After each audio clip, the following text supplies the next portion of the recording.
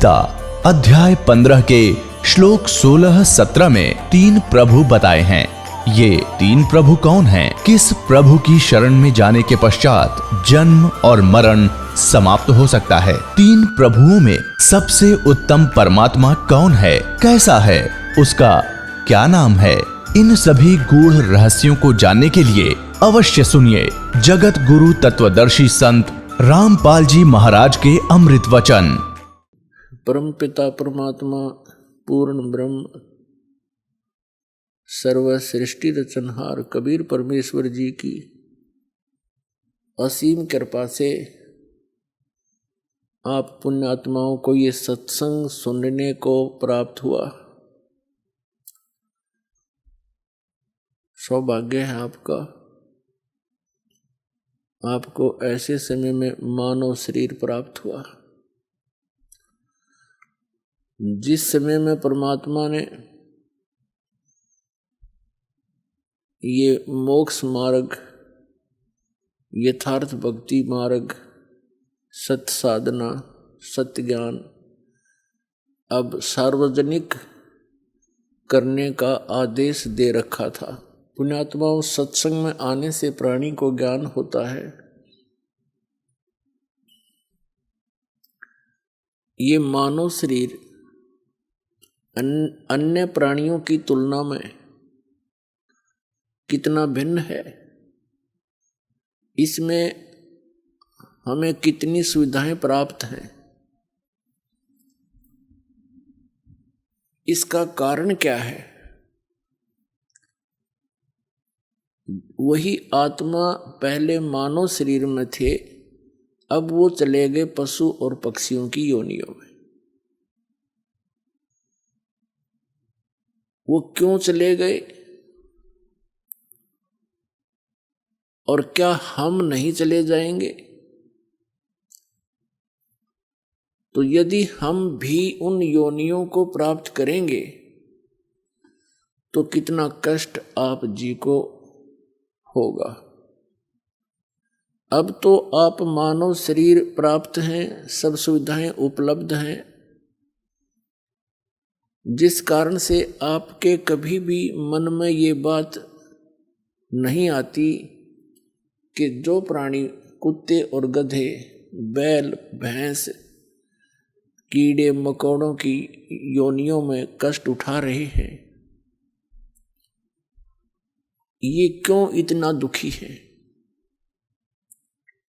हमने एक साधारण सी सामान्य सी सोच बना रखी है कि ये तो कुत्ते गधे सूअर ऐसे ही दुख पाया ही करते हैं और हम आगे चल पड़ते हैं, अपने विचारधारा को कहीं और ही सेट कर लेते हैं।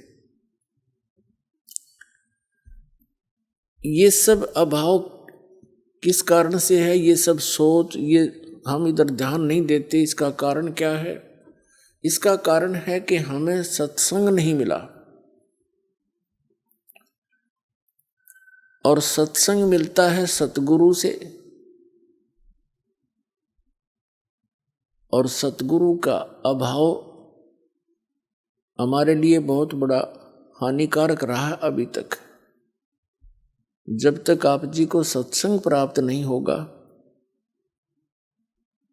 आपकी धारणा एक जन साधारण की तरह उन प्रतिदिन के कार्यों में ही बनी रहेगी, आपकी आस्था उन्हीं में बनी रहेगी। जैसा कि हमें तत्व ज्ञान होने से पूर्व हमारा जो दिनचर्या थी, जो हमारा उद्देश्य था, टारगेट था, वो क्या था? बच्चे थे, शिक्षा ग्रहण करेंगे, अच्छी पोस्ट प्राप्त हो जाएगी, विवाह हुआ, संतान होगी, इनको पाल पोस देंगे, इनका विवाह कर देंगे, बस फिर हम बेशक मर जाएं, हमारा काम पूरा हो गया। इतना ज्ञान था हमें। मानव जीवन का क्या इतना ही कार्य था? ये तो पशु पक्षी भी करते हैं और मनुष्य से ज्यादा प्यार से करते हैं। एक बंदरिया अपने बच्चे को सीने से लगाए फिरती है, उछल कूद मचाती रहती है, एक चिड़िया अपने बच्चे के, एक पक्षी अपने बच्चों को आहार खिलाता है, पहले जंगल से अपने मुख में भर के लाता है उनके लिए और अपने मुख से निकाल कर उनको देता है। इतनी ममता उनके अंदर भी है।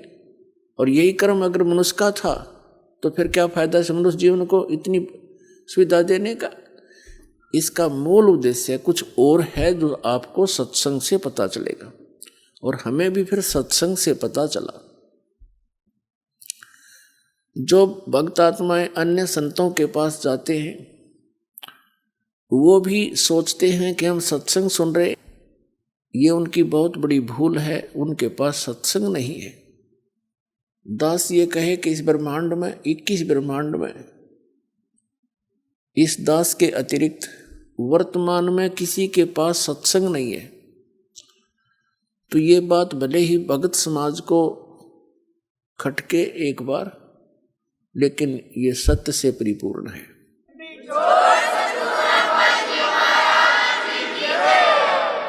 और धीरे धीरे इसकी सार्थकता, इसकी सत्यता आपके पास पहुंचेगी। फिर आप इस दास के इन वचनों को सुनकर आंखों से आंसू बहाया करोगे कि सचमुच वो ज्ञान था, उनको क्या कहेगा पता नहीं, लाखों लोगों को भ्रमित किए बैठे हैं वो लोग। अब सत्संग है या असत्संग है, इसका ज्ञान कहाँ से होगा? उसके लिए परमात्मा ने स्वयं आकर के ज्ञान दिया है। कबीर भगवान ने, कबीर परमेश्वर जी ने,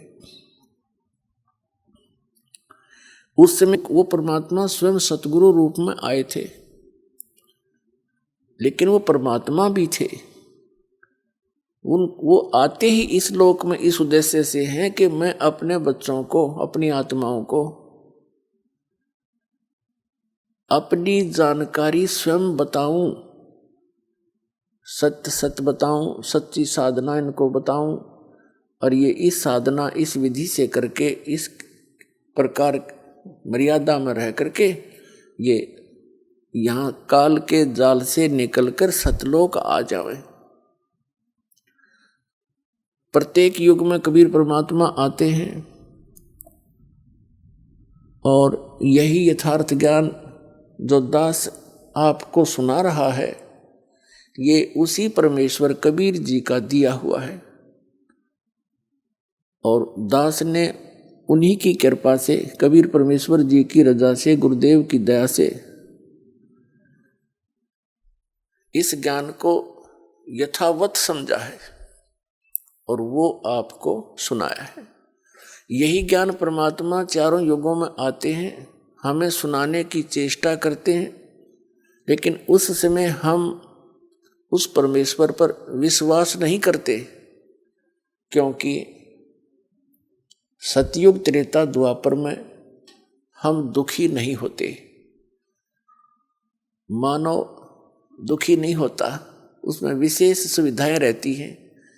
सतयुग में तो बहुत ही पुण्यकर्मी प्राणियों का जन्म होता है, वो पूर्व जन्म की भक्ति युक्त होते हैं। वो जो भी साधना गलत सलत जैसी भी करते रहते हैं, वो ये सोचते रहते हैं कि ये साधना हम कर रहे हैं, इनसे ही हमें ये सुविधाएं और सुख प्राप्त है। उसका कारण भी सत्संग का अभाव है। वो भूल जाते हैं कि प्रारब्ध में जो लिखा हुआ है आप जी को, केवल वही प्राप्त हो रहा है। वर्तमान की साधनाओं से आपको आगे मिलेगा जो तुम कर रहे हो। तो इस कारण से वे परमात्मा के उस यथार्थ ज्ञान को स्वीकार नहीं करते, क्योंकि वो दुखी नहीं। यही स्थिति त्रेता में, यही द्वापर तक रहती है, और कलयुग के प्रथम चरण में भी बहुत ही ठीक सी अच्छी सी आत्माओं का जन्म ही होता है, और यही दशा उनकी रहती है। दूसरा कारण ये होता है कि हम अशिक्षित होने के कारण सद्ग्रंथों से अपरिचित रहते हैं, और जो हमारे धर्मगुरु हुआ करते हैं और पहले थे, वे एक भाषा विशेष से तो परिचित होते थे, लेकिन सद्ग्रंथों की सत्य से, उस यथार्थता से वो अपरिचित होते थे। वो हमें केवल दंत कथा लोक वेद सुनाया करते थे और अपना अज्ञान अनुभव ही हमें सुनाया करते थे, और बोला करते वो संस्कृत, और सभी सद्ग्रंथ संस्कृत में ही लिपिबद्ध थे, भाषा संस्कृत में। तो हमने ये दृढ़ विश्वास था कि हमारे जो धर्म गुरु हैं, ये जो ज्ञान बता रहे हैं, ये विद्वान हैं, संस्कृत भाषा पढ़े हैं, इन्होंने सद्ग्रंथों को ठीक ठीक समझा है। 600 वर्ष पहले कबीर परमात्मा स्वयं आकर बताया कलयुग में प्रथम चरण में कि जो तुम्हारे धर्म गुरु हैं किसी भी धर्म मजहब के, ये अपने सद्ग्रंथों से भी परिचित नहीं है, ये कोरी झूठ बोल रहे हैं, इनका उद्देश्य केवल मनी मेक है, आपको भ्रमित करें, ये केवल पैसे के स्वार्थ के लिए आपको मिसगाइड करते हैं, जो ना करने की क्रियाएं आपसे करवाई जा रही हैं, और जो ज्ञान ये बता रहे हैं वो व्यर्थ है, शास्त्रों के विरुद्ध है। ये तुम्हें तीनों गुणों की पूजा का विधान बताते हैं, जैसे हमारे आचार्य, पवित्र हिंदू धर्म के आचार्य शंकराचार्य, मंडलेश्वर संत महाराज जितने भी थे, उन सबको परमात्मा कहा करते थे कि ये तुम्हें तीनों देवता रजगुण ब्रह्मा, सतगुण विष्णु, तमगुण शिव जी की जानकारी भी सही नहीं दे रहे हैं। ये इनको ब्रह्मा को छोड़कर भगवान विष्णु और भगवान शिव को, शंकर को ये अजरो अमर बताते हैं, इनकी मृत्यु नहीं होती। मृत्युंजय, कालज्य, सर्वज्ञ और सर्वेश्वर बताते हैं, ये झूठ बोलते हैं, और इन तीनों गुणों की पूजा गलत है। कबीर परमात्मा, कबीर जी कहा करते थे, परमेश्वर जी, तीन देव की जो करते भक्ति, उनकी कदे ना होवे मुक्ति। गुण तीनों की भक्ति में ये भूल पड़ो संसारे, कहें कबीर निज नाम बिना कैसे उतरो पार। तो उस समय परमात्मा जो ये ज्ञान कहा करते थे कि इन तीनों देवताओं की भक्ति से, श्री ब्रह्मा, श्री विष्णु, श्री शिव जी की साधना से आप जी की गति नहीं हो सकती, आपका मोक्ष नहीं हो सकता। और जो नाम तुम्हें ये देते हैं, हरे राम हरे कृष्ण, राधे राधे श्याम राधे सीताराम, ओम नमः शिवाय, ओम भगवते वासुदेव नमः, और भी अन्य सहस्रनामा विष्णु जी का बना कर आपको दे रहे हैं, ये मंत्र वास्तविक नहीं है, और वास्तविक नाम के बिना जीव का मोक्ष नहीं हो सकता। रोगी है, उसको यथार्थ औषधि नहीं मिलेगी, उसका रोग कैसे नाश होगा? और उसको कोई ऐसे भांग खिलावा है और कहता है मैं तेरा रोग नाश की दवाई दे रहा हूं, तो वैद्य की औषधि को वैद्य ही बताता है। तो उस समय हम अशिक्षित थे, परमात्मा पर अविश्वास हुआ, उनके ज्ञान पर, और हमारे धर्म गुरु जो हमें टोटली सारा का सारा शास्त्र विरुद्ध ज्ञान और साधना समाधान बता रहे थे, उस पर हमें विश्वास रहा। तो उस समय जो कलयुग के प्रारंभ में भी अच्छी आत्माओं का ही, बहुत सी अच्छी आत्माओं का जन्म होता है। आप जो हमारी उम्र के हैं इनको पता है, आज से 50 वर्ष पहले जब हम कुछ जानने योग्य हुए थे छोटी आयु में, उस समय के लोगों के विचार, उनके अंदर कितनी सहनशीलता, आपस में प्यार भाव, और वो तकरीबन सभी ठीक रहते थे, स्वस्थ भी रहते थे, उनके परिवार भी स्वस्थ रहते थे, कोई विशेष आपत्ति नहीं आती थी एक आध परिवार को छोड़कर। तो वो अच्छी आत्माएं थी, उनके पिछले जन्म के संस्कार ही उनको प्राप्त थे, और वो बिल्कुल भक्ति भी नहीं करते थे, क्योंकि दास का जन्म जिस वर्ण में हुआ है, इस किसान जाट वर्ण में, तो भक्ति नहीं करते थे। विशेषकर जो दास का जन्म सोनीपत डिस्ट्रिक्ट हरियाणा में हुआ, तो वहाँ से खूब परिचित है उन व्यक्तियों से। अच्छी आत्माएं थी, कर्मठ थे, उनका विधान केवल इतना ही था, अपना कर ले और खा ले कर दे दे। इसमें वो दृढ़ थे, लेकिन भक्ति के आसपास नहीं थे। और फिर भी सबको सारी सुविधाएं थी, बच्चे भी ठीक थे, उनके आगे संतानें भी थी एक आधे को छोड़कर, और वो बिल्कुल भक्ति नहीं करते थे। सारा दिन होका पाड़े, ताश खेल, या कि मैं और बात बतलावे। राम नाम तो उनका मुंह पकड़े, दास ने सुना नहीं। रिश्तेदारियों तक का भी खूब ज्ञान है मुझे, और घर का भी, अपने परिवार का और अपने गांव का। के हो गया को सारे गांव में 10-20 व्यक्ति कोई धार्मिक से, वो अलग बात है। वो भक्ति करते हों, वो भी जैसे लोक वेद की। तो कहने का भाव यह है कि वो अच्छी आत्माएं थी, और वो साधना करते या ना करते उनको सब सुविधाएं प्राप्त थी। तो ऐसे ही परमात्मा जब आए तीनों युगों में और चौथे युग कलयुग में, उस समय ये प्राणी घना दुखी नहीं था,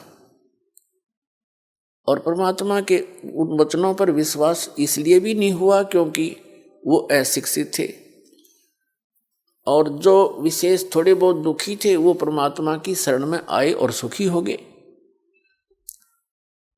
अन्य जो ठीक उनका सुविधा थी वो परमात्मा की शरण में नहीं आए, केवल दुखी व्यक्ति ही कबीर परमात्मा की शरण में उस समय आए। और वो अशिक्षित होने के कारण भी परमात्मा को परमात्मा नहीं मान सके। उनको सुविधाएं भी बहुत दी जो दुखी टाइप के व्यक्ति थे।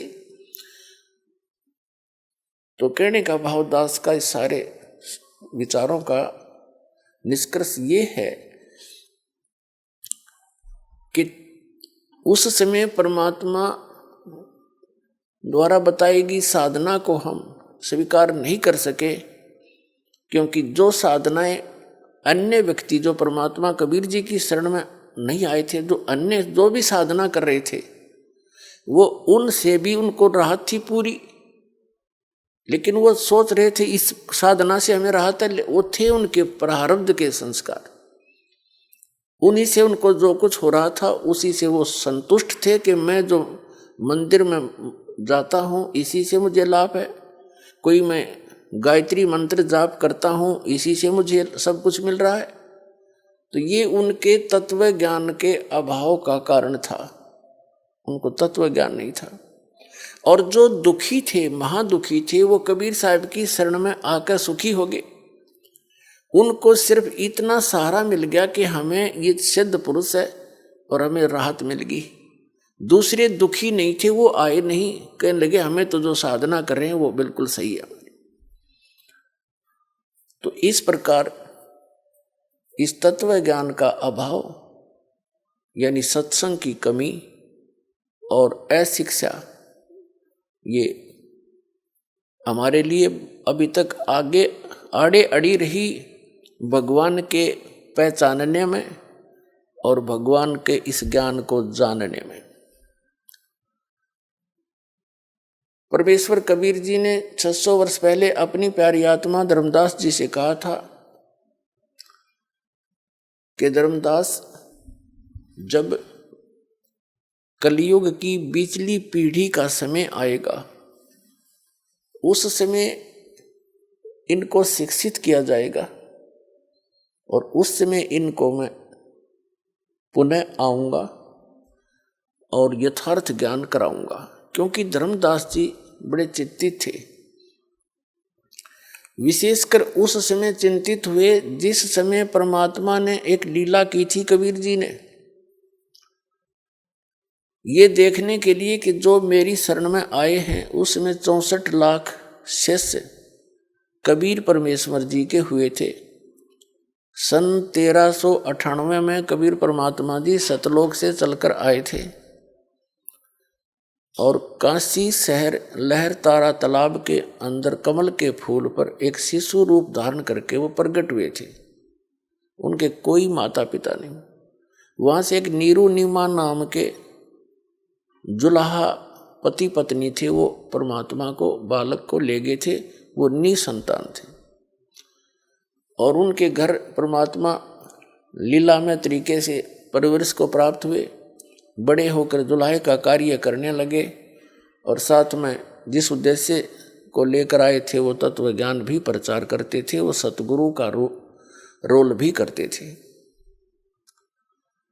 जिस कारण से वो जुलाहा कहलाए।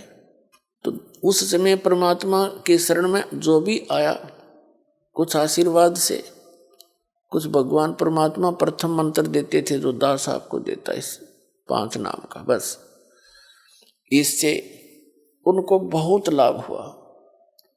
64 लाख शेष बने थे केवल मालिक की इस चमत्कारी शक्ति को देखकर। फिर परमात्मा ने देखना चाहा था कि मैं देखूं ये मुझे एज ए गॉड ट्रीट करते हैं या एज एक संत, ये मुझे भगवान की तरह मानते हैं, मुझे ये भगवान स्वीकार किए हुए हैं, या मुझे एक सिंपल संत मानते हैं। परमात्मा को तो मालूम था ये क्या मानते हैं, लेकिन दिखाना चाह रहे थे धर्मदास को और अन्य अपने निज भक्तों को। परमेश्वर कबीर जी ने एक लीला की थी। एक लड़की वैसा थी, गनका थी, उसने सत्संग सुना, उसको अपने कर्म से नफरत हुई, आत्मा जाग गई उसकी। परमात्मा कबीर जी के चरणों में आई, अपनी सारी कहानी बता दी और प्रार्थना की, मालिक क्या मेरा भी, मेरे जैसी दुष्टा का भी उद्धार हो सकता है? कबीर परमात्मा ने कहा, बेटा आत्मा तो लाल है, ये कीचड़ में गिर जाती है तो जौहरी उसको साफ करके वैसा ही बना लेता है, कीमत में कोई अंतर नहीं होता। आगे गलती ना करना, पीछे जो बनी सो बनी, ये सफाई हो जाएगी। उस बेटी के यह बात समझ में आ गई। उसी दिन से अपना वो दुष्कर्म त्यागा और परमेश्वर कबीर जी की शरण में शिष्या बनकर अधिक से अधिक सत्संग श्रवण करने के लिए आने लगी। अब जब सत्संग के अंदर वो गणिका सुप्रसिद्ध काशी की वैश्या थी, सबको पता था। परमात्मा के सत्संग में आने लगी, कबीर जी के सत्संग में, तो उनके शिष्य ही उस लड़की को भला बुरा कहने लगे। तू यहां मत आया कर, बदनाम करवाएगी हैं। और तो उस लड़की ने परमात्मा जी से, गुरुदेव से कहा, गुरुदेव वो सारी कहानी बताई कि कुछ भक्त, कुछ माई मुझे हे दृष्टि से देखते हैं और मुझे यहाँ आने के लिए मना करते हैं। तो परमात्मा ने सत्संग के माध्यम से सभी को बहुत कुछ संकेत दिए, बताने की चेष्टा की कि कुष्टी हो ऐ संत बंदगी कीजिए, हो वैसा के विश्वास चरण चित दीजिए। क्या बताते थे कि यदि कोई भक्त कोढ़ी भी है, उसका चाम भी चू रहा है और उसने दीक्षा ले रखी है, उससे नफरत ना करना, उससे भी सच्चाई बोलना, प्यार से डील करना उसको, क्योंकि वो भक्त है, परमात्मा की आत्मा है और धीरे धीरे वो कल्याण हो जाएगा उसका। ऐसे ही बताते हैं, हो वैसा के विश्वास चरण चित दीजिए। यदि कोई गणिका भी हो और वो भगवान पर विश्वास रखती है, उसको भी एक भक्त भगतमती बहन रूप में ट्रीट करना, अपनी आत्मा में दोष देना देखना उसके प्रति, क्योंकि वो भगवान की बच्ची है। धीरे धीरे बुराई छूटेगी, क्योंकि जब तक मैला कपड़ा साबुन और जल के संपर्क में आवेगा नहीं, तो निर्मल कैसे होगा? तो ये सत्संग एक जल और साबुन दोनों का काम करता है। यहाँ आएंगे, कोई शराब पीता है, कोई सिगरेट पीता है, कोई मांस खाता है, कोई रिश्वत लेता है, कोई चोरी करता है, कोई दुराचार करता है। यहाँ आएंगे, उनको पता चलेगा, उनकी आत्मा साफ होगी तो तभी बुराई छूटेगी। चाहे कोई डाके मारता है, चोर है, जब उसको पता चलेगा तू ऐसा जुल्म कर रहा है, इसको कहाँ भरेगा, कीड़े पड़ेंगे कुत्ता बनकर सिर में, खाज लगेगी, माया यहीं रह जाएगी, तू लूट लूट कर जा रहा है, ले जा रहा है, या कोई भी बुराई कर रहा है, उसका कितना भयंकर परिणाम तुझे भोगना पड़ेगा। तो अज्ञानता से गलतियां बड़े बड़े महापुरुषों से भी होगी, और अच्छी आत्माएं तुरंत त्याग देती हैं, सतर्क हो जाती हैं, आगे फूक फूक कर कदम रखती हैं। तो ज्ञान सत्संग से ही होता है। कोई भी यहाँ आओ, सत्संग एक ओपन सथल होता है, सबके लिए अलाउड है, और सत्संग सुनेंगे तो बुराई छूटेगी। बहुत कुछ परमात्मा समझाया करते थे, लेकिन एक और हमारे अंदर दोष है, हम गुरुदेव से अतिरिक्त अपने को ज्यादा बुद्धिमान मानने लग जाते हैं, और जब सुख हो जाता है, क्योंकि ये तो एक सुख का सागर है कबीर परमात्मा, इनकी शरण में आने से जीव को सुख तो होगा ही होगा। जैसे एसी रूम है, एयर कंडीशनर,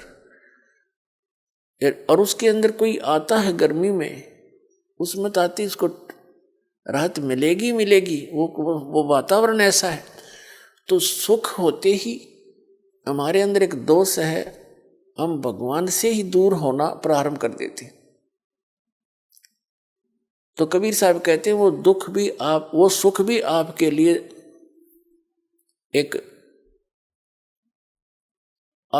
जो है ना, एक बहुत बुरा सिद्ध हो गया, अभिशाप बन गया आपके लिए। तो यही कारण रहा कि वो लोग परमात्मा के सुने हुए वचनों पर अमल कम करने लगे, और अपने मते से अधिक व्यवस्था करने लगे सत्संग के अंदर। और ये सबसे बड़ी मार खाता प्राणी, अपना अपना मता नहीं चल सकता, या तो जो सतगुरु का आदेश हो उसी को सिरोधार्य रखे। यदि हम इसे बुद्धिमान होते तो पहले यहाँ इसी ज्ञान को ग्रहण किए होते, हम पहले बुराइयां छोड़ चुके होते। ऐसा निर्मल ज्ञान जो परमात्मा कबीर जी ने दिया, ये हमें पहले ही प्राप्त होता। अब 2 बात सीख ली विद्वान पाक के, और अपनी हिम्मती से फिर आप चलोगे, ये यहाँ ऐसा ठीक नहीं, यहाँ ऐसा होना चाहिए, खाक होना चाहिए। जो व्यवस्था सतगुरुदेव कराते हैं वो सिरोधार्य होनी चाहिए भगत के लिए, और जो आदेश थे वो सिरोधार्य होना चाहिए। भक्त भक्त ही होता है। तो नहीं, उनके गले उतरी नहीं यह बात। परमात्मा समझ गए कि ये अब भक्तिहीन हो गए हैं, क्योंकि गुरु जी के वचन की अवहेलना करने से नाम खंडित हो जाता है। इन सभी समीकरणों को देखकर परमात्मा ने एक दिन सोचा कि ला इनकी अच्छी तरह फड़क निकाल दूं, क्योंकि जो आत्मा कोई बुराई घनी कर रखी हो तो उसने अपने पाप दिखाई देते हैं। वो ज़्यादा से ज़्यादा सत्संग अटेंड करता है, ज़्यादा से ज़्यादा सेवा करने की चेष्टा करता है, और जैसा उसका सामर्थ्य है वो दान धर्म भी खूब करने की चेष्टा करता है। तो बहन जो गणिका थी वैसा थी, वो परमात्मा के अति निकट आकर के सत्संग सुनती थी, मुँह की तरफ देखती रहती थी भगवान के वचनों को, क्योंकि उसने तो ज्ञान कदे सुना नहीं था। उसकी तो आत्मा प्यासी थी, 50 साल की उम्र होली थी उसकी, सारे बुराई करते करते। तो उसके कारण वो सभी जो मूर्ख टाइप के व्यक्ति थे संगत में, उन्होंने औरों को भी भ्रमित कर दिया कि ये लड़की यहाँ ठीक नहीं है, गुरुजी बदनाम हो जाएंगे, ये हो जाएगा। तो परमेश्वर कबीर जी ने सोचा लाइन की फड़क निकाल दूं। यदि मुझे ये अपने ही जैसा मान रहे हैं तो फिर इनको मेरे साथ रहने की आवश्यकता ही नहीं है। एक दिन कबीर परमेश्वर जी ने अपने प्यारे भक्त आदरणीय रविदास जी से कहा कि आप एक हाथी किराए पर ले आओ। रविदास जी ने आज्ञा का पालन किया, हाथी किराए पर ले आए, जो सधे हुए हाथी होते हैं। और उस लड़की से कहा, गणका से वैश्या से, बेटी तू कल अपना सारा सुंदर कपड़े पहनना, सब आभूषण लगा करके और मेरे पास आना। जो आज्ञा गुरुदेव की। लड़की अगले दिन कबीर साहब की कुटिया में पहुंच गई। रविदास हाथी लेकर आ गया, लड़की को हाथी पर बैठाया। रविदास जी से कहा कि आप पहलवान बन जाइए, हाथी ड्राइव करना। और लड़की को रविदास के पीछे अपने दोनों के बीच में बैठा लिया और एक बोतल में, सफेद शीशी में बोतल में गंगा जल भर लिया, जैसा अन्य व्यक्तियों को ऐसा लगे कि ये शराब ले रखी है। और उस लड़की गणका के कंधे पर हाथ रख लिया, हाथी पर बैठ के कबीर भगवान ने, और उस गंगा जल को ऐसे पी रहे हैं और ऐसे मस्ती में बैठे, ऐसे जूझ रहे हैं जैसे एक शराबी गतिविधि करता है, ऐसे करने लगे। और रविदास जी से कहा कि मेन बाजार है जो काशी का, उसके बीचों बीच निकाल दे हमारी सवारी ने। अब रविदास जी ने उस मेन बाजार में से निकाल दिया। अब जो भी देखे रहे सरेआम वैश्यावर्ती, देखो बहन बेटियों का बाहर निकलना दुब्बर हो गया, बाप बेटा क्या देखेंगे, ये कौन है, सब बताओ, ये तो कबीर है जुलाहा। और सभी कहते थे हम तो पहले कहा करते थे, हमें पता था कि वहाँ क्या होता है, वहाँ वैश्या भी सुप्रसिद्ध जाया करती थी। आज देख लो सरेआम होगी या साची, जो चर्चा जनता में चला है वह झूठी नहीं होती। ले भाई, तो उनके कबीर साहब के जो शिष्य थे उनको बुला ले आवे वो दूसरे, कि देखो तुम भगवान बताया करते जिसको, ये देखो तेरे भगवान के कर्म, सरेआम शराब पी रहा है, नशे में, इसको पता नहीं तू कहाँ घूम रहा है। और वैश्या को साथ लिए। अब वो नकली तो हो रहे थे सारे चेले, उनको विश्वास ही नहीं था अपने भगवान पे। जब सुख होता था जब तो भगवान थे, और एक छोटी सी लीला देखकर हमने वो शैतान हो गए हमारे लिए, तो हम इतने नालायक हो गए थे। तो सभी ने परमात्मा से मुंह मोड़ लिया और कहने लगे हम तो कभी कभी जाते थे, हम तो जाते ही नहीं थे, हमने तो एक दिन नाम लिया था फिर गए नहीं, मुझे तो एक दिन वो दूसरा ले गया था, मैं ना जाया करता। यानी लोक लाज के कारण अपने परमात्मा से 64 लाख विमुख हो गए। उधर से क्या हुआ, जो कबीर परमात्मा के विरोधी हो गए थे, उनके इन सत वचनों से कि तुम्हारे जितने भी धर्मगुरु हैं, चाहे वो हिंदू के हैं चाहे मुसलमान के, ये यथार्थ ज्ञान इनके पास नहीं है, तुम्हें मिसगाइड कर रहे हैं, इनके द्वारा बताई साधना से तुम्हारी गति नहीं होगी। जिस कारण से वो हिंदू और मुसलमानों के जो धर्मगुरु थे वो कबीर साहब के पहले ही शत्रु हो चुके थे। बहुत सी यातनाएं कबीर साहब को उन्होंने दी थी, लेकिन परमात्मा पर उनका कोई असर हुआ नहीं था। तो उन्होंने, उनका दाव लग गया। और विशेषकर परमात्मा ऐसी लीला उस दिन किया करते थे जिस दिन दिल्ली का सम्राट सिकंदर लोधी काशी बनारस में अपने दौरे पर जाता था। उस दिन उन दिनों में दिल्ली का सम्राट यानी भारत का, पूरे भारत का राजा, वो भी अपने छोटे राजाओं की खबर लेने के लिए, जैसे काशी का नरेश, वहाँ उसमें वीर देव सिंह बघेल थे, तो उनके पास जाते रहते थे, उनकी सारी राजकाज की वो नजर रखते थे, क्योंकि वो सब उनके अंतर्गत होते थे। उसी समय परमात्मा ने ये लीला की। सभी हिंदू धर्म के आचार्य शंकराचार्य और अन्य जितने मंडलेश्वर थे उनका सबका दाव लग गया। ब्राह्मण गुरु जितने थे और उधर से मुसलमानों के पीर और काजी जो पहले दुखी थे परमात्मा से, और साथ में एक शेख तकी नाम का जो मुसलमान था, वो पीर था, गुरु था किसका? सिकंदर लोधी का, राजा का। और उसके पूरे भारत के जितने भी मुसलमान धर्म के अनुयायी थे उस शेख तकी के संकेत से सब काम करते थे। वो इतना उसको मानते थे और वो सिकंदर लोधी के साथ ही जाता था, वो भी पहुंचा हुआ था।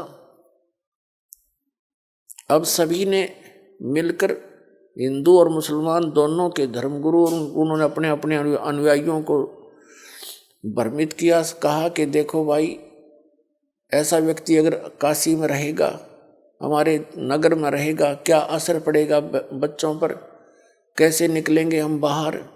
चलो, राजा सिकंदर लोधी आया है, उसके सामने हम अपनी अर्ज करेंगे और इसको कठिन दंड दिलवाएंगे। वीरदेव सिंह बघेल जो काशी नरेश थे, वो भी परमात्मा कबीर जी के शिष्य हो चुके थे। उनकी लीला देखकर, उनकी शक्ति देखकर, उनके ज्ञान को से परिचित होकर दिल्ली के सम्राट सिकंदर लोधी भी कबीर परमात्मा जी के शिष्य हो चुके थे, क्योंकि सिकंदर लोधी को एक बहुत भयंकर असाध्य रोग था और वो परमात्मा कबीर जी के आशीर्वाद मात्र से स्वस्थ हो गया था, जिस कारण से पुनर्जीवन प्राप्त करके सिकंदर लोधी कबीर परमात्मा का बहुत आभार व्यक्त किया करते थे और शिष्य भी बन गए थे। लेकिन राजा का इतना ही सांग होता है, जनता घनी दिखी ना, अपने राज के जाने के भय से वो कुछ भी फैसला ले लेता है। उस समय ना वो भगवान देखता, ना कोई गुरु और धर्म देखता। धर्म मीन धार्मिकता। तो उसने सभी लोग इकट्ठे होकर सिकंदर लोधी के पास पहुंच गए, जिस रेस्ट हाउस में वो रुके हुए थे। सारी कहानी से परिचित होकर के राजा ने आदेश दे दिया कि इसको, सभी ने कहा जी इसको सजाए मौत दी जाए और गंगा के अंदर डबो के मारना चाहिए इसको, पत्थर मार मार के। राजा ने अपने राज्य को बचाने के लिए, कहीं जनता तेरी विरोधी ना हो जा, ये हम इसे नकली है, अपने हाथ से सिकंदर लोधी ने कबीर साहब का, अपने गुरुदेव का हथकड़ी लगाई। राजा ने, जो एक सिपाही का काम था, सिर्फ नंबर बनाने के लिए जनता में अगर लोग मेरे से विरोधी ना हो जा, और सबको पता था कि राजा का गुरुदेव है और कहीं ये मेरे से इस कारण से विरोध ना कर ले कि यूँ सजा नहीं दे सकता, यूँ तो इसका चेला है। वो सब मर्यादाओं को लांघ के अपने हाथों, परमात्मा के हाथों में हथकड़ी लगाई, पैरों में बेड़ी और गल में एक जंजीर भारा डाला करते, तोक जो नीचे पैरों से लेकर हथकड़ियों के साथ ऊपर तक जकड़ देती थी। उस पर दौड़ नहीं सकता, भाग नहीं सकता, धीरे धीरे चल सकता था। ऐसा करके और कहा इसको गंगा दरिया में डुबो दो। अब शेख तकी जो धार्मिक गुरु था सिकंदर लोधी का, उसने बागडोर संभाल ली, अकेले माफ कर दूंगा इसका काम। उनको ले जा करके गले में पत्थर बांध दिए। वो बेड़ी हथकड़ी तो लगाई रखी थी, तोक भी जड़ रखी थी, पत्थर भी बांध दिए गले में भारा भारा रस्सों से, और नौका में बैठा के 5, 7, 10 व्यक्ति साथ गए। दरिया गंगा के बीच में जाके उठा के कबीर साहब को और ऐसे पटक दिया कि ना हाथ पैर मार सकेगा और पत्थरों के वजन से डूब जाएगा, इसका टंटा कट जाएगा। उन्होंने ऐसे पटका गंगा के अंदर, दरिया के अंदर, सभी हथकड़ी बेड़ी अपने आप टूट गई, पत्थर बांध रखे थे वो टूट गए, वो दरिया में डूब गए। और कबीर साहब ऐसे बैठे हैं उस गंगा के जल के ऊपर जैसे थल पर बैठा करते हैं, आसन पद्म लगा के। नीचे से लहर जा रही है, परमात्मा सुरक्षित बैठे। अब नौका वाले वापस आ गए। अब लोगों ने देखा कि डूबा नहीं। पहले तो ये सोचा कि अब डूब जाएगा थोड़ी सी देर में, पत्थर वत्थर नीचे खींचेंगे इसको। जब देखा कि इतना डूब रहा है, ना इसको हथकड़ी रही है, तो सब ने कहा कि पत्थर मारो पत्थर मारो। किनारे से लोगे पत्थर मारने, और पत्थर वहां कहाँ जहाँ थे, बीच में 200 फुट की दूरी पे। फिर कहा कि तीर लाओ, गोली लाओ, बंदूक से मारो। तीर ले आया, कोई बंदूक ले आए और वहां गोली मारे परमात्मा के ऊपर। जब तीर और इनसे नहीं मरे बंदूक गोलियों से, तब उन्होंने कहा सबने मिलकर के राजा तोप मंगाई जाए। अब तोप यंत्र लाके खड़ा कर दिया, उसमें गोले डालने, कबीर साहब के ऊपर दाग गए। वो गोला या तो वहीं गिर जाए फंस, या कबीर साहब से 100 200 300 फुट दूर जाके गंगा में गिरे, क्योंकि वहां बहुत चौड़ाई है गंगा दरिया की जहां पर वो ये क्रिया कर रहे थे। और या इतनी दूर जा पड़े किसी तालाब सरोवर में, आसपास के जो गंगा जल से भरे हुए उसके कारण भर जाते थे आसपास के। ऐसे परमेश्वर की लीला को आदरणीय गरीबदास साहिब जी, गांव छुडानी, जिला झज्जर, हरियाणा वाले ने परमात्मा से परिचित उस ज्ञान से समझकर, जानकर यथार्थ रूप में वर्णन किया। यहाँ थोड़ा सा वर्णन आदरणीय गरीबदास साहिब जी का आपको देते हैं, क्योंकि पुण्यात्माओं, आज तक आपने कौड़ियों को तो लाल समझ रखा था, और लाल को हमने कौड़ी जानकर कहीं फेंक रखा था कूड़े में। अब दास ने पहचाना उस लाल को, क्योंकि लाल के गुणों से परिचित हुआ, और उस लाल को उठाकर आपको आपके सामने ला रहा हूं कि जिनको तुम लाल समझकर लिए हुए हो वो लाल नहीं है, वो समर्थ भगवान नहीं है। और समर्थ के बिना कोई सुख हो ही नहीं सकता, आपकी गति नहीं हो सकती, आपके यहाँ भी पाप नाश नहीं हो सकते, आपके प्रारब्ध के जो पाप कर्म है वो यही नहीं कट सकते, और आप सुखी नहीं हो सकते। यहाँ भी दुख और आगे भी आप दुखी होगे। केवल समर्थ कबीर परमात्मा से ही आपको यहाँ भी सुख मिलेगा। आप जो प्रारब्ध के कष्ट के कारण, आप पाप के कारण आप कष्ट में हैं, और जब तक ये पाप नाश नहीं होगा इतने कष्ट मिटे नहीं। जैसे कोई रोगी किसी रोग से पीड़ित है, और रोग जब तक नहीं कटेगा वो सुखी हो ही नहीं सकता।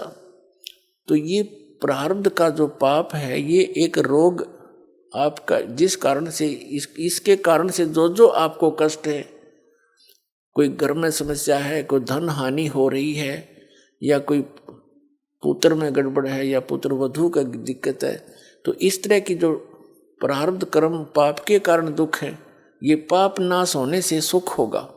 तो पाप नाश केवल कबीर परमात्मा ही कर सकता।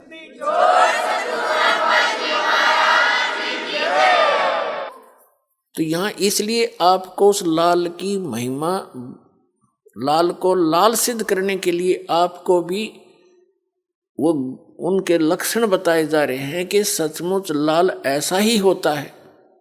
और किस किस ने इस लाल को पहचाना था, उन्होंने यही लक्षण बताए जो दास बता रहा है। तो यहाँ आदरणीय गरीबदास साहिब जी को परमात्मा कबीर जी बनारस से सह शरीर जाने के बाद, और सन 1727 में, यानी लगभग 200 वर्ष के बाद, 209 वर्ष के पश्चात परमात्मा सतलोक से चलकर आए अपने निज स्थान से, जैसा कि भगवान लीला किया ही करता है, जिसका वेदों में आपको बहुत बार प्रमाण दिखाया है। वेद कहते हैं कि परमात्मा ऊपर तीसरे धूलोक के तीसरे पृष्ठ पर रहता है, ऊपर सतलोक में, तेजो में श्री, धूलोक माने तेजो में लोक के तीसरे पोर्शन में टॉप मोस्ट प्लेस पर रहता है, शिखर पर, और वहां से गति करके आता है, अच्छी आत्माओं को मिलता है, और वो परमात्मा किस उद्देश्य से आते हैं? अच्छी आत्माओं को मिलते हैं जो दृढ़ भक्त होते हैं, उनको तत्व ज्ञान का उपदेश करते हैं, अपने से परिचित कराते हैं और एक कवि की तरह आचरण करते हैं वो उस समय जब वो आते हैं, जिस कारण से उसको एक प्रसिद्ध कवि की भी उपाधि मानव समाज देता है, लेकिन वो होता है भगवान। इसी अपनी लीला के कारण, अपने गुणों के कारण परमात्मा कबीर जी सतलोक से चलकर आए थे। गरीबदास महाराज जी गांव छुड़ाने जिला झज्जर वाले 10 वर्ष के बालक थे,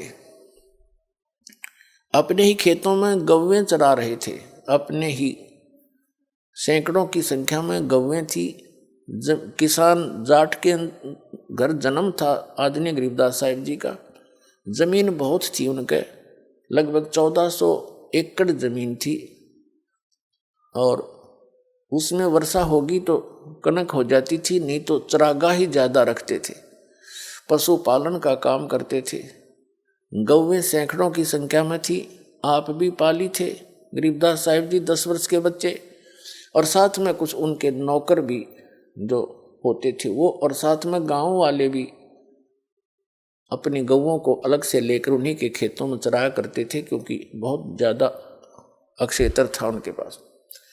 तो सभी वहाँ गौवें चरा रहे थे। सतलोक से परमात्मा चलकर आए, आदरणीय गरीबदास साहिब जी से मिले। 10 वर्ष के बालक को तत्व ज्ञान समझाया। उनकी प्रबल इच्छा हुई कि मैं भी उस सचखंड को देखूं जहाँ से आप आए हो। आप इतना सुख बता रहे हो, वहाँ किसी चीज़ का अभाव नहीं, वहाँ सदाबहार वृक्ष हैं, सदाबहार फल फ्रूट हैं, वहाँ कोई वर्द नहीं होता, वहाँ मृत्यु नहीं होती, सुंदर शरीर है, ये नाड़ी तंत्र से बना हुआ वहाँ का बॉडी नहीं है, तो तुम वहाँ चलो बच्चा, वहाँ सदा सुखी रहोगे। यहाँ तो असंग बार मर लिए, जन्म लिए। इससे प्रभावित होकर गरीबदास बालक की बहुत जबरदस्त प्रेरणा जो ना वो प्रेरणा बनी और इच्छा हुई कि मैं भी आपके साथ वो सतलोक चलूं। कबीर साहब उस आत्मा को लेकर के सचखंड गए, सारे ब्रह्मांड दिखाए और फिर अपनी शक्ति से उनके अंदर अपना तत्व ज्ञान फीड कर दिया, उनकी दिव्य दृष्टि खोल दी। उधर से 10 वर्ष के बालक को मृत जानकर चिता के ऊपर रख दिया था गरीबदास साहिब जी के शव को, बॉडी को अग्नि लगाने ही वाले थे। उसी समय कबीर परमात्मा जी ने उस आत्मा को वापस भेज दिया और चिता के ऊपर से उठकर चल पड़े गरीबदास साहिब जी, और आंखों देखा जो भगवान ने उनको दिखाया, उस ज्ञान का वर्णन करने लगे, वाणी बोलने लगे, जो कबीर गॉड गिवन है। तो कबीर परमात्मा ने उनकी दिव्य दृष्टि खोल दी।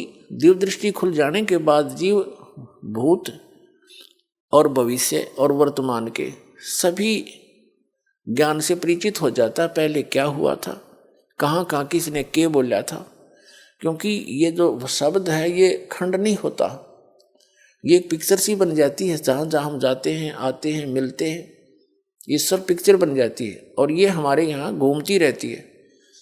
और जिनकी दिव्यदृष्टि खुल जाती है उनको एज इट इज वो वचन सुनने को मिलते हैं और वो सब क्रियाएं हो रही है जो फिल्म वो जो की जो दिखाई देती है। उसमें अंतर इतना होता है कि वो अपनी लैंग्वेज में फिर वहाँ बोलकर सुनाते हैं अन्य समाज को, बाकी घटना जो की तो होती। इसी प्रकार आदरणीय गरीबदास साहिब जी ने परमात्मा की इस लीला को, जो उन्होंने हाथी पर बैठकर गणका यानी वैश्या को बीच में बैठाकर लीला की थी, फिर उनको दरिया में डुबोने की कुचेष्टा की थी नालाकों के कारण, वो सारा चित्रण बड़े प्यार से किया हुआ अपनी अमृतवाणी में परमात्मा से प्राप्त दिव्य दृष्टि के द्वारा। पुण्यात्माओं, जैसे लाखों वर्षों पहले श्री रामचंद्र जी ने जो लीला की थी जिसको रामायण कहते हैं, उस रामायण का वो सारी घटनाओं का ज्यों का तो चित्रण श्री तुलसीदास जी ने अपने वचनों में अपने हिसाब से अपने वाणी में किया था। तो वो सबको मान्य है कि जो तुलसीदास जी ने लाखों वर्ष के बाद उस समय चल रही चलचित्र की तरह वो सारी घटनाओं को देखकर और लिखा था और सत्य माना जा रहा है। इसी प्रकार अपनी दिव्य दृष्टि की रेंज होती है। जैसे एक सूक्ष्मदर्शी होती है, एक दूरदर्शी होती है, तो दूरदर्शी का भी, दूरबीन का भी अपना अपनी रेंज होता है, क्षमा होती है। कोई तो 1 किलोमीटर तक दिखा सकती है, कोई 100 फुट तक ही दिखा सकती है, देख सकती है, और कोई ऊपर के ग्रहों तक भी देख लेते हैं यहाँ से बैठे, उनकी इतनी क्षमता होती है। इसी प्रकार कबीर परमात्मा द्वारा प्राप्त उस दिव्य दृष्टि की रेंज गरीबदास जी को जो मिली थी वो सबसे ज़्यादा थी। अरबों खरबों वर्षों पहले के ज्ञान, सतलोक से क्या हुआ, कब हुआ, कैसे हुआ और भविष्य में क्या होगा, वो सारा आदरणीय गरीबदास साहिब जी ने अपनी अमृतवाणी में तुलसीदास जी की तरह लिखा, जो हमें मान्य है और होना चाहिए। वो सुना। अब क्या बताते हैं, फिर गणका के संग चले सीसी बड़ी शराब, गरीबदास उस पूरी में जुल्हा भया खराब। कि उस नगरी में, उस काशी नगरी में कबीर परमात्मा उन लोगों की दृष्टि में एक बेहुदा व्यक्ति लगने लगा। आइए अब हम उन श्रद्धालुओं के अनुभव जानते हैं जो जगत गुरु तत्वदर्शी संत रामपाल जी महाराज जी से दीक्षा प्राप्त कर चुके हैं तथा उनके द्वारा बताए गए भक्ति मार्ग पर चल रहे हैं। नमस्कार जी। सत्साई जी। क्या नाम है बहन जी आपका? कमलेश। बहन जी आप कहाँ से आई हैं? पंजाब लुधियाना से।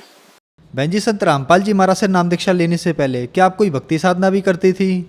संत रामपाल जी महाराज से नाम लेने के पहले जो भी घर में देवी देवताओं की पूजा होती थी वही पूजा करते थे, और कट्टू श्याम की पूजा करते थे, जो परिवार वाले करते थे वही करते रहते थे। तो फिर आप संत रामपाल जी महाराज की शरण में कैसे आई?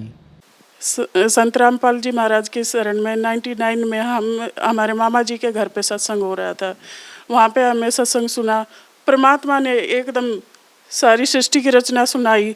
और जैसे कि पहले परमात्मा ने मेरे को दर्शन दे चुके थे, मैं बचपन में बीमार थी, बीमार होने के कारण मैं कहती थी परमात्मा अगर आप धरती पे हो तो मेरे को बचा लो। तब परमात्मा ने, कबीर परमात्मा के दर्शन मेरे को पहले हो चुके थे। फिर उनकी शरण में जैसे ही परमात्मा का स्वरूप देखा और सृष्टि ज्ञान सुना, वही परमात्मा मेरे को मिले।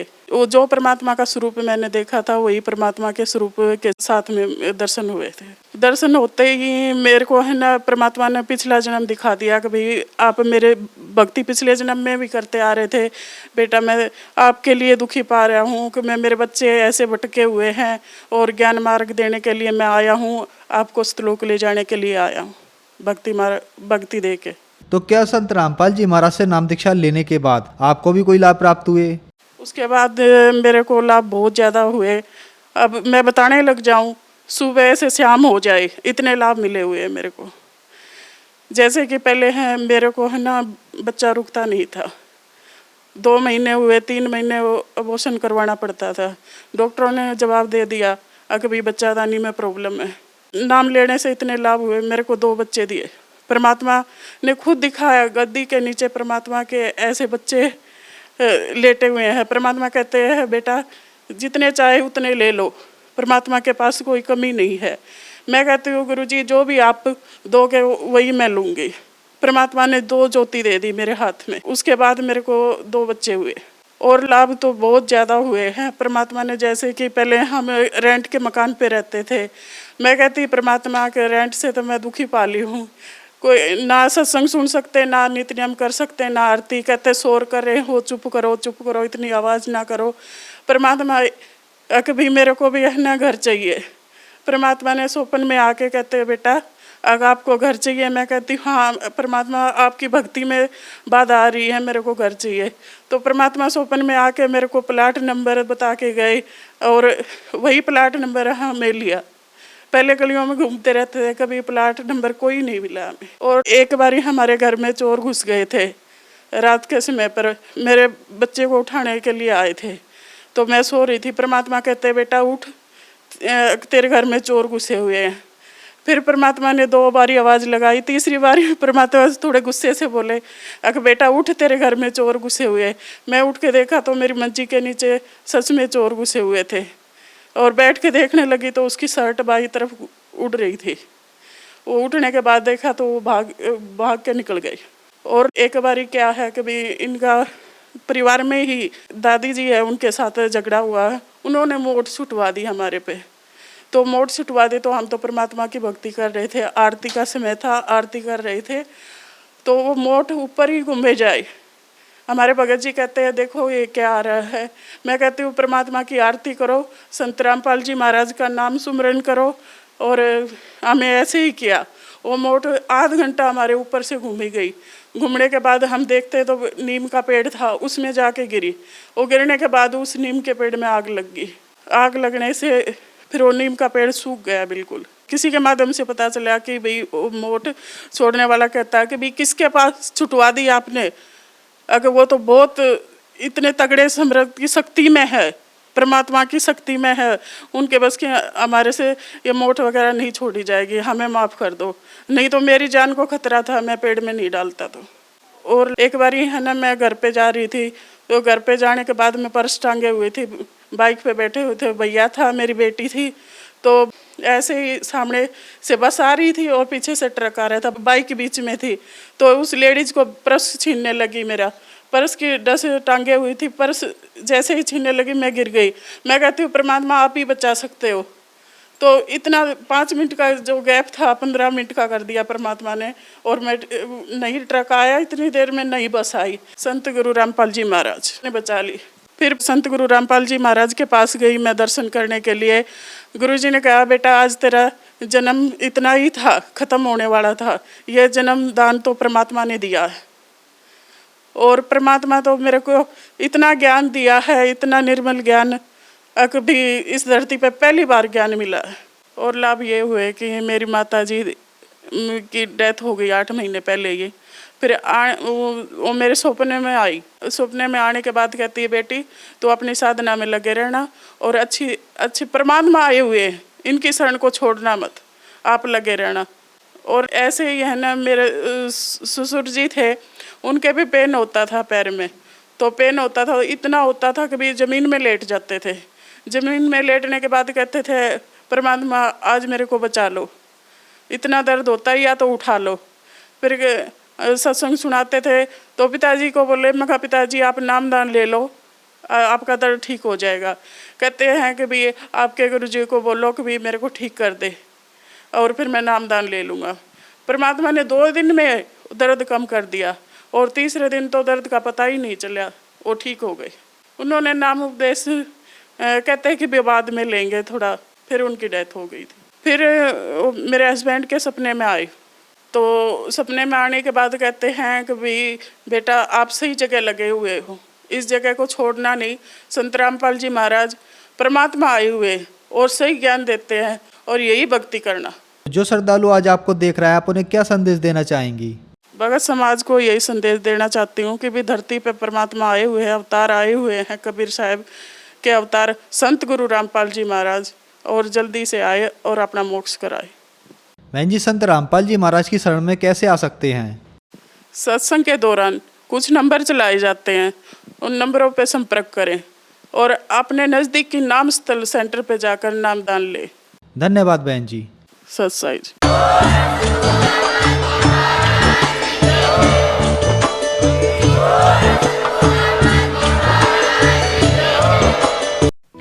आप सुन रहे थे जगत गुरु तत्वदर्शी संत रामपाल जी महाराज के मंगल प्रवचन।